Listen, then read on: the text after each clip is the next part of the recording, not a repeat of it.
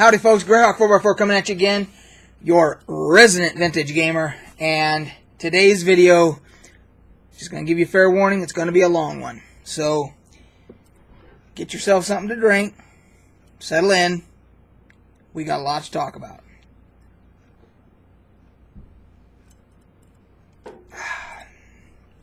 So, this is going to be a gaming vlog, but I got a lot of topics to cover here. So, if you guys saw my last video, it was about Loot Crate, and it was an unboxing, but it was also about the status of them and everything. This is a very quick follow-up to that. I did mention in that one that I believed that some of the items in there were actually repeats from previous crates, and I was correct. One of them was the patch they had in there, so now I have two, so they definitely repeated that. They recycled it. And the other one was, and this is one of the main things that was in the box, I now have two sets of these. Identical. The regrettable superhero, or regrettable supervillains, and regrettable superheroes. I have two sets. I guess I'll be, if anybody wants to buy one, I guess I'll be selling one. I don't know if anybody will even want to buy them. But what that tells us is that Loot Crate is definitely recycling old product. And one of the rumors was that they were sitting on something like $50 million in unsold product, meaning that they had, when they order stuff from, whether it's printers or Chinese manufacturers or whatever, they order a certain amount to make a certain amount, and then if people don't order enough loot boxes, that stuff just sits in a warehouse somewhere. Well, here's your evidence right here. Definite recycled materials right here. They're on their way, unfortunately, to sinking. So, anyway, so that's that. I just wanted to definitely follow up on that so you guys knew. The next thing I wanted to talk about was the main topic of this gaming vlog. The theme is going to be buy your physical media now. One of my longtime subscribers and I have been talking, we've been chatting in Steam chat, and he gave me some links to some other videos of I can't remember his name now. It's the CEO of EA. But anyway, some of the stuff that he's been saying about access over ownership going forward and all these types of things, and of course games as a service and everything. So what I'm going to say is the same thing that my subscriber told me is buy your physical media now. Like if there are deep Blu-rays out there for movie series, you know, franchises that you want, say take Harry Potter for example, and you want to get the whole, get the box set, get it now. Because in 5-10 years down the road, we may not be able to even get those anymore. You have to get them like on eBay from a collector, you know, and exorbitant prices and everything. But I mean, as far as stuff's going to go out of print. They're going to quit printing Blu-rays. They're going to quit printing games, you know, on disc. They're going to quit, you know, all that stuff's just going to go. I don't know about books, because a lot of people like to read a book. I know that you got your e-readers and all that stuff, but I think that books would be the last holdout. I really do. Anyway, so we're going to dig a little deeper into this, and I want to talk about kind of the history of DRM, Digital Rights Management, which is what this all falls under, and the direction that we're going and how it all started. So, those of you that are old enough to remember Napster already know what I'm going to say. But if you are not old enough to remember Napster, Napster was a file-sharing platform that, in the infancy of the internet, somebody started up Napster and said, here's what we can do. We can create this piece of software that will allow you to download music from other people's computers, from their libraries, for free. But what you got to do is you got to agree to make your library accessible so that the whole chain can continue. And boy, did a lot of people do this, because, I mean, I did it. Everybody had a Napster account.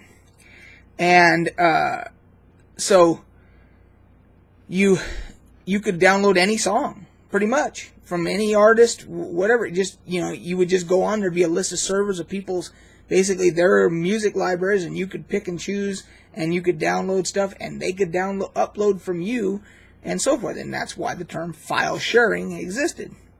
And of course, everybody in the, whether it was the music industry, I mean, it was mainly the music industry, but the other companies all saw they foreshadowed from what they were seeing with music files, with MP3s.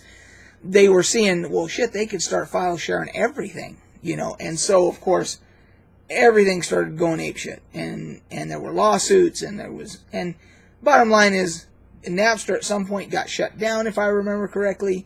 I know Metallica was one of the big people that were the big plaintiffs that were suing, and there was some kind of judgment. I can't remember what it was, but the bottom line is Napster gets shut down. There was another one called LimeWire, and all this. So you had all this. That's how this all started, with digital rights management. That DRM started coming out after that, of anti-piracy things, where now people were saying that, file sharing's not, the argument was file sharing's not piracy. It's someone owns it and they say, here, it's just like if you had a disc of Metallica and you said, here, man, you want to borrow my Metallica CD? And the guy could play it in his car or whatever, and give it back to you later, or what, that was the same idea. Was, well, it's no different than just sharing, the Metallica's not going to make any money when that guy hands that guy his CD and he's listening to it in his car. Metallica's not going to make any money off that either, but, so there was all these arguments that went on. And then, of course, the gaming industry realized that a lot of their stuff was getting pirated, and they started coming up with ways to put DRM controls into their games.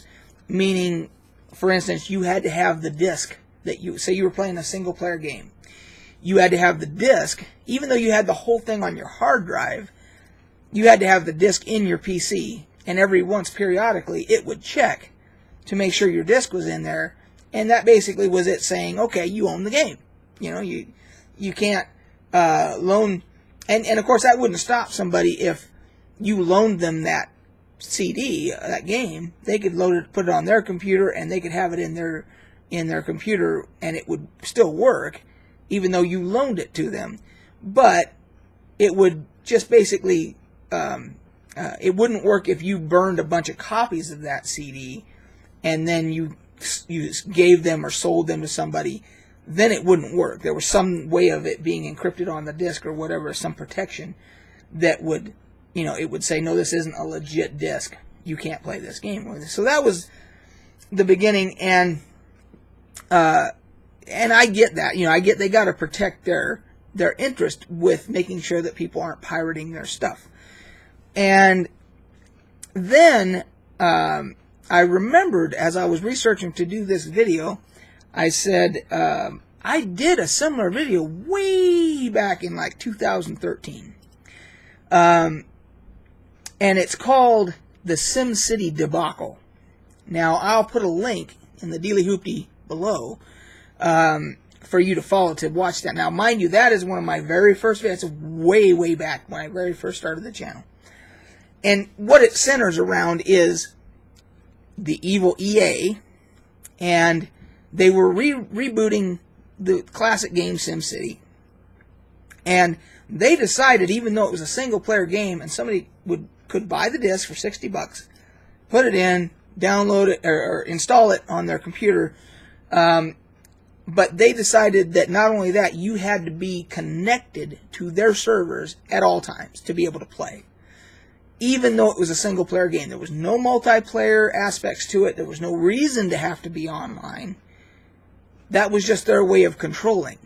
And if you think about it, it's baby steps of where we're going now. You know, they were dipping their toe in to see how we would all react and everything, and everybody went apeshit. So, watch the video if you're interested in more detail about how that all went and why it was a debacle. Why it was a debacle. But that kind of is baby steps. You see that they tried it then and they had to back off and everything, and now, you know, you're seeing games as a service, and they're using terms like access over ownership, where basically you're no longer going to own anything that you give your good hard-earned money for. They're basically just going to allow you, if they feel like it, to play, you know, if you meet whatever requirements they expect, whether, you know, that you're connected to their service or you have to use their particular distribution website or whatever, whether it's Origin or whatever, who knows.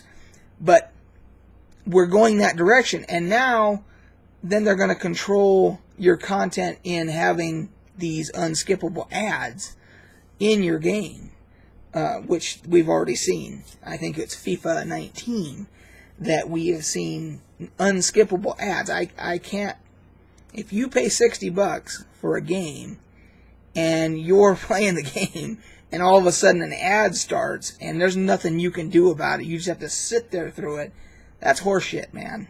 That's sorry, but that's just unadulterated horseshit. Now, when you watch TV, TV's technically, regular broadcast TV is free. I know you have to, you gotta get it through your cable company, or you gotta have a dish, or whatever, but technically you can put rabbit ears on your roof, or whatever, some way, an antenna on your roof, to be able to get that terrestrial broadcast TV for free. And in return, they play commercials. That's the trade-off. So, yeah, but you watch HBO, which you pay a subscription fee for, you don't see commercials. You know, the movie starts, you see all the way in, and then so forth. But if you buy the disc, that's yours. You should be able to watch it, and that's it. But I can see the handwriting that it's kind of like the old adage of the frog that's in the water, that someone's cooking the frog, and the frog has no idea that he's being boiled because it's the water's heating up so gradually that, you know, he doesn't notice it till it's too late, you know. And if I ever owned a frog, his name would be Fred, and old Fred would be in the water, just be like, hey, this is pretty cool, man. Water feels good, you know, swimming around, you know. Hey, it's getting a little warm. I kind of like that. That's all right, you know. Well, it's getting a little warmer now, but, you know, hey, it's like a little froggy, little hot tub for Fred, you know. And then before he knows it, oh shit, I'm boiling, and he's dead. That's kind of, I think, what's going to be happening to us, and why I'm saying buy your physical media if you want it. I mean, unless you are all in on pure digital everything, and you trust everybody to always be able to get to your stuff and play your stuff regardless after you've given them your money. If you are on that train, then so be it. That's up to you. But if not, I'm saying buy your physical stuff just so you can have it. Like, for instance, I have my Star Wars Blu-rays right here. I don't care if Netflix goes under. I don't care if Amazon goes under, which obviously they're not. But if they decided to, you know, if I had bought those digitally and they started saying, oh, well, you don't have the right tier of account to access that content anymore, so sorry, your ass out. You know, I can kiss my ass because I got my Blu-rays, and as long as I got a freaking generator and a Blu-ray player, I can watch my damn stuff. So, anyway, so that's what I'm trying to say.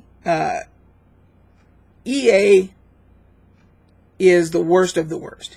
And I had said earlier that how do we reconcile continuing to give somebody like that our money after they've pulled all these shenanigans? And I say, well, reward side of my brain and the risk side are always at odds. And the reward side says, hey, in this particular instance, I do want to give them my money because I want to play that game, and yeah, I can kind of compartmentalize and forget what they did for a while because I want to play that game or whatever.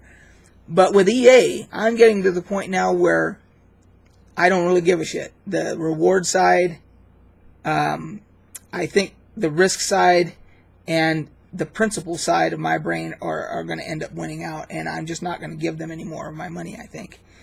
I will never say never, but I am definitely leaning that direction. Even with Jedi Fallen Order that's coming out, I just can't support the kind of stuff I see that's coming down the pike with them. And conversely, you have a company called GOG, Good Old Games, which is owned by CD Projekt Red, and which we know they're a good company. We know that their Witcher series, great game, one of the best games ever made, great value for your money. They treat their customers well, and GOG from the get-go, they were kind of visionaries because their selling point for GOG, for you to use them to buy your games, was that they were going to be always 100% DRM free. No digital rights management, and they negotiated with whoever the publishers were or whoever that they were going to sell their games for. They wouldn't sell them unless the publisher said, yes, here, you can do it DRM free. Person pays the price, they download it, it's in their library or whatever, and they can play it no matter what, DRM free. And CD Projekt Red, the owners of GOG, have been doing that since the get-go. So, once again, they rise to the top. Now, of course, not everything's available on GOG. They're mainly older games that are out of print and so forth, but it's a great way to get older titles that are DRM free, and they're fantastic. Another example of companies that are doing the right thing is, and not in every case, but Wizards of the Coast, the people that produce Dungeons and Dragons, their D&D Beyond aside, that we've already talked about the prices that they charge and everything, but that's that going in. That's not really deceptive. That's what the prices are, and that. They're just ridiculous is all they are. But aside from that, they have partnered with company RPG Now for print role-playing game stuff. That is, a lot of it's out of print, but a lot of it is current stuff from other companies that they sell their stuff through RPG Now, you can get it digitally as a PDF, or a lot of them you can do print on demand. For instance, my original Greyhawk folio is a highly collectible item, and I don't want to really be pawing at it to play, so I went on and I found out that they had it right here on RPG Now, and I did the print on demand, and this is the whole thing, just like the old folio that you got. It's got and it even has the maps, which I have the giant map on my wall, but it even has the color maps in here. So it's the whole thing, and it was like $10 for print on demand. They shipped it right to you. It might have even been free shipping. I can't remember. It was really cheap. It's not, the print inside's not the greatest quality because they basically scanned everything, but it's functional. So for playing, I can use this. I can paw at it. I don't care if I spill a drink on it. I mean, I kind of care, but it was $10. I can order another one if I want to. Plus, I think when I ordered it, I got a PDF copy too, so I can have it on my computer, and that's it. I mean, a PDF I think is like $4 or something, $3 or $4 to get a PDF or something like that. So these are companies that are saying, hey, we know you want this content, and you may want it physical to hold on to, you may want it digitally, but we're going to be fair. And when you get something through RPG Now, it goes in your library, just like it's kind of like a Steam library, but it's for all your print stuff. But you can download everything right to your computer, and you can print it out. You can download it, you can take it to a printing place and have it printed professionally. So and basically do this at a printing place. Or you can just order it print on demand. But the prices are reasonable. And it allows you to have access to all this old content and everything. So they're very, in my opinion, they're very pro-consumer. Just like GOG, CD Projekt Red, GOG. And the other thing that Wizards of the Coast did was they gave the big to EA with Baldurs Gate 3. Because the previous Baldur's Gate 1, I believe, for sure, was BioWare, or Black Isle Studios, but BioWare was involved, and it might have been their engine, is how they were involved. I can't remember for sure. But Wizards of the Coast for Baldur's Gate 3 is going with Larian Studios, which is not owned by EA, where BioWare is owned by EA. So they could have easily, said, hey, we're going to use BioWare to produce this game, which is owned by EA, and then it probably wouldn't have been good. It probably would have had, who knows what. It would have been games as a service and have loot boxes and all kinds of bullshit if it was EA. But now that it's going through Larian, that's as far as I can see, that's going to be pro-consumer, because Larian has done well up until this point with their other games. That Divinity, the Divinity series of games, and so there are these pro-consumer companies out here. And that's why I'm saying I think it's getting easier and easier for me to just say, EA, see ya. Well, I'm done. I don't want anything to do with you. I know other people that have done it. They've pulled the plug and they just won't buy anything from EA. And maybe if there was a way for enough of us to do it, it would make a difference. I don't think it will, because you got the Call of Duty and all that. That's going to be constant and forever, so they're going to always have that audience. And so who knows? But anyway, that was what I wanted to talk about today. What do you guys think about this whole, now that this, it's Andrew something is the guy's name with the EA CEO. Anyway, this access over ownership and where you see that going, the handwriting on the wall. And do you agree to have your physical stuff, your media, your books, your CD, your music CDs, music's a big deal with, everything is digital now pretty much, but you can still go buy CDs and so forth. And do you ever see it to the point where people are going to kind of get screwed? They have their stuff digitally, and then all of a sudden they can't access it anymore for whatever reason, and they get screwed out of some of the stuff they've paid for. I mean, that's a possibility too. Hopefully none of this comes to play. Hopefully everything that everybody's ever bought digitally will always be available and not a problem. But I don't know. So anyway, guys, cheers, and I hope you're having a delicious beverage. I told you it was going to be a long video. Let's see if anybody made it to the end. The secret word of today is, I've done this before, rubber baby buggy bumpers. We'll catch you guys on the flip side.